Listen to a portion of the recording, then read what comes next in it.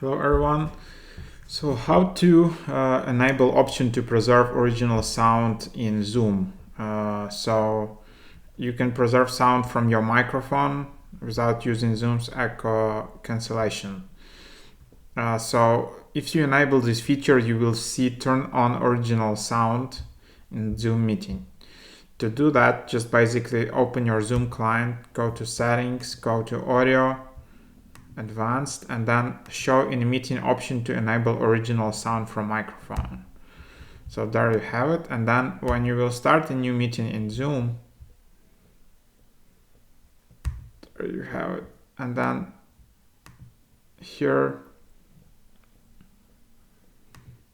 you can change that.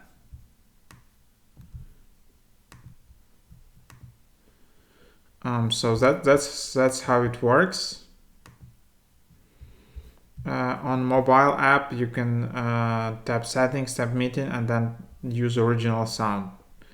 And then yeah, you will see that.